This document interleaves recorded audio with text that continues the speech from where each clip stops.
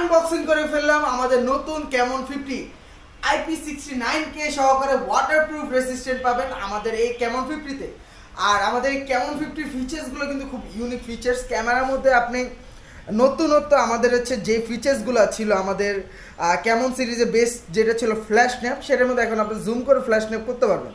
সাথে এআইজিসি portrait mode আছে, art gallery নতুন করে এডিট দেওয়া আছে আমাদের এই ফিচার্সটা এই ফোনটার মধ্যে।